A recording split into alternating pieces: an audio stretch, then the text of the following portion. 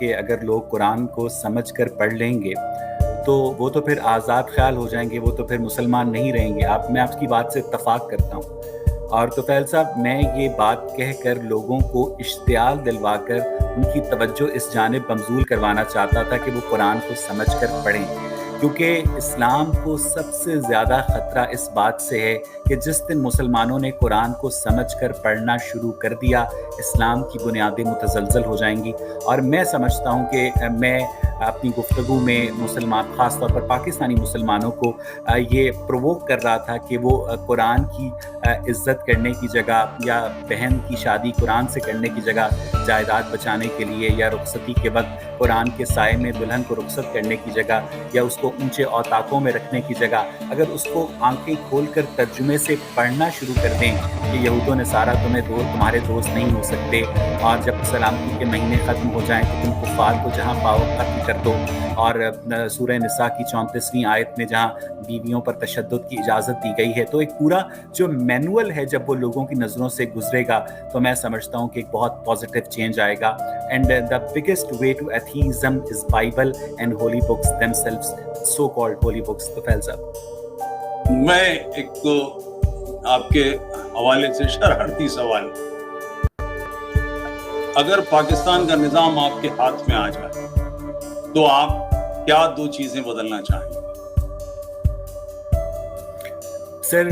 अगर पाकिस्तान का जो अनाने इक़्तिदार है असल में मेरे हवाले कर दिया जाए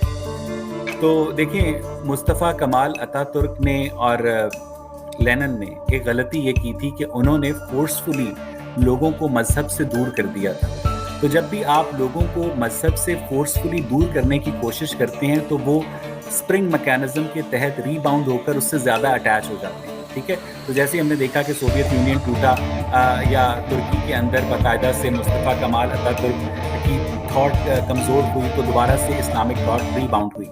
तो वो 2 काम जिसको करके पाकिस्तान सही मानों में आगे जा सकता है, वो पहला काम ये है कि एंटी इंडिया सेंटिमेंट को डाइल्यूट किया जाए और इंडिया की दरख्वास्त की जाए कि भाईजान हमारे साथ तिजारत करें, हमारे साथ ट्रेड करें, हमें एजुकेशन के मौके दें, हमें अपने साथ ग्रो करने का मौका दें। और मुझे यकीन है कि इंडिया की जो बिजनेस क्लास है उसको पाकिस्तान की शक्ल में एक बहुत बड़ी जो एक बरामदी मंडी है, एक एक्सपोर्ट की मंडी है, मैसर आएगी। इससे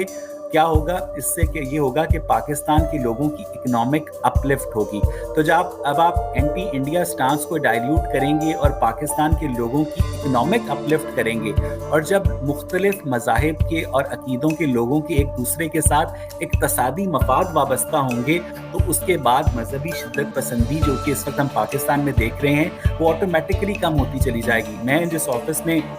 यहाँ पर तुफैल साहब जॉब करता हूँ उसमें मैं एक एथीस्ट हूँ, मेरे साथ एक यहूदी काम करता है, एक हिंदू काम करता है, एक सिख काम करता है, एक कैथोलिक क्रिश्चियन है। ठीक है, लेकिन हम सब के एक दूसरे को जो मफाद हमारा जोड़े रखता है वो डॉलर का मफाद है, क्योंकि हम जब एक ऑफिस में काम करते हैं तो हम एक दूसरे के रिलीजियस सेंटिमेंट्स का या नॉन रिलीजियस सेंटिमेंट्स का भी ख्याल रखते हैं। तो जब लोगों के पेट में रोटी होगी ना, जब वो सेक्स करके सोएंगे, जब वो शराब पीकर सोएंगे, तो वो इस तरह की खुराफात की जाने पर तवज्जो कम देंगे। तो